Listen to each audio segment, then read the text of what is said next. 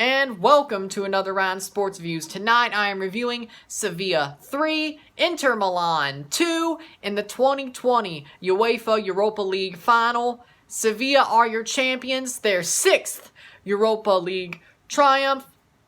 And here's how it was scored. In the 5th minute, Romelu Lukaku gets a penalty and he will convert it to make it 1-0 Inter. Then in the 12th minute, off a cross in, Luke de Jong has a diving header, amazing diving header, bounces off Handanovic and in to make it 1-1. Then in the 32nd minute, Luke de Jong has another header off a free kick and in past Handanovic, makes it 2-1. Then in the 35th minute, Diego Godin has a header off a free kick, puts it in and makes it 2-2. Then in the 73rd minute, Diego Carlos gets the ball off the corner, bicycles it in, would have went out, but it bounces off Romelu Lukaku's foot and in past Handanovic. He couldn't do anything about it, and that makes it 3-2, and that's the way it would stay. Sevilla are your champions.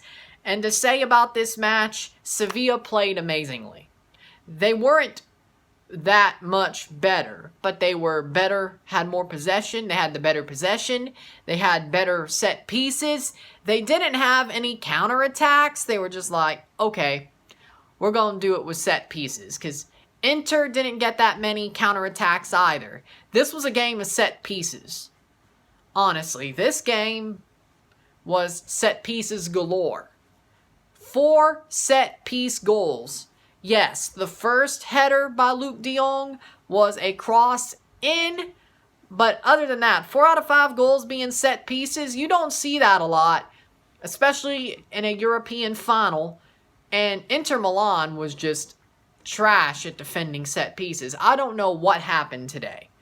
I don't know if it was the final that made Conte want to push them up farther, have them be more attacking, because normally he's not as bad as Mourinho, but they're more stout defensively with games played by Conte. When Conte manages, his teams are normally more stout defensively. And in other cup finals I've seen him managing, he's never had the team just press like that. Try to be more attacking. I've never seen that. FA Cup final 2018. Haven't seen it.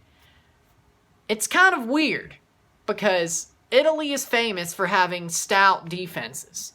Famous for stout defenses, tough defenses, and they weren't stout. They'd rather would have attacked. And that's exactly how they got opened up by Sevilla, caused fouls. They scored off those set pieces and fouls, and it's exactly what Sevilla wanted. It wasn't a much better game from them, but they executed well. And I thought Sevilla was good at executing what they needed to and also playing defense. You'd think Inter would have played defense like Sevilla and Sevilla would have attacked like Inter. It was the other way around. And that's kind of surprising to me.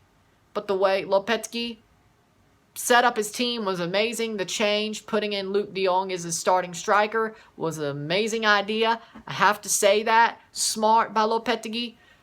Smart. He wins them their 6th Europa League crown, and you can't complain about it. You can't complain about it. It was an amazing game from both sides. A wonderful final. A wonderful final worthy of being the Europa League final. I enjoyed watching it. I did want Inter to win, but Sevilla did have a great game. They played well. They always find a way to win this trophy. Whenever they're in it, they win it 6 times. They find a way. They find a way. And that's respectable. That's exactly what you want out of your club.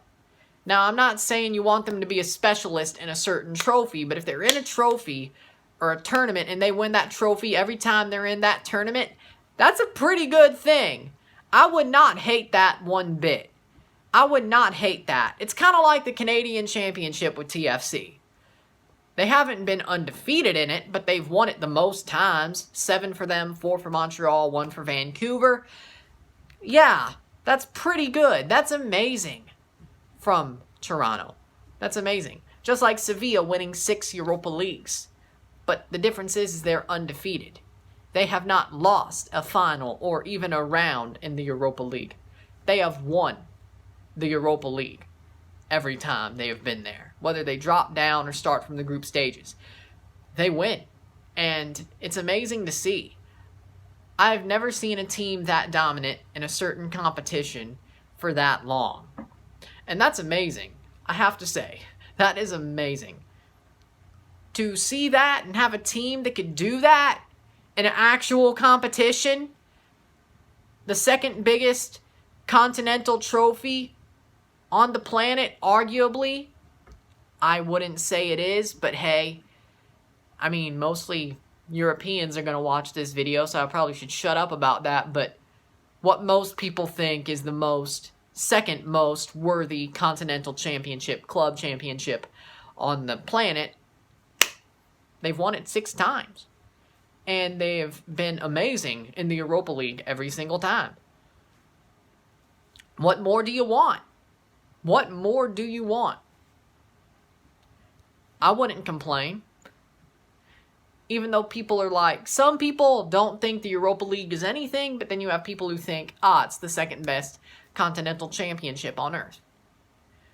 You have that split. But I think nowadays, with the Europa League having all these great teams in it, whether it's Chelsea or Atletico, they've won it. Liverpool almost won it. Dortmund versus Liverpool was the semi-final of that year, the last time Sevilla won before this. There have been a lot of big teams. Man United won the next year.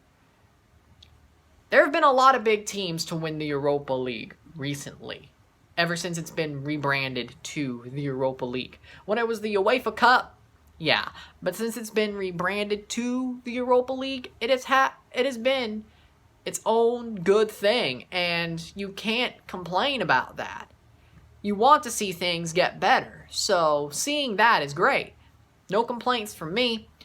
Inter Milan fans, if I were you, that was kind of like my Sevilla fans, if I were you thing. If I were you, you're going in the right direction. You just better hope to hell that Conte stays, because if he doesn't, you're just going to go straight back to irrelevancy, because the team is good.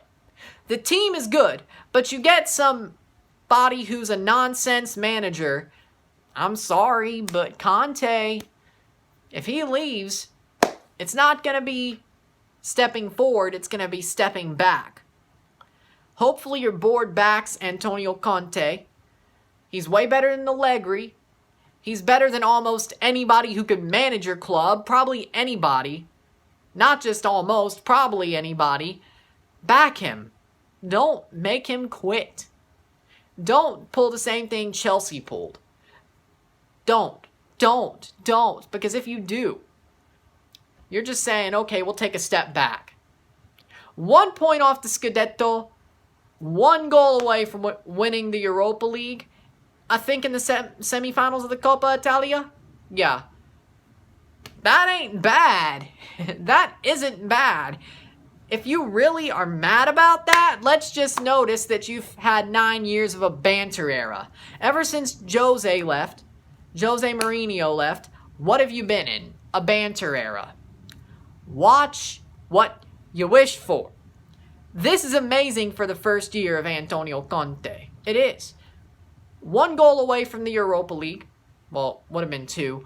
1 point off of Juventus for the Scudetto and the semifinals of the Coppa Italia.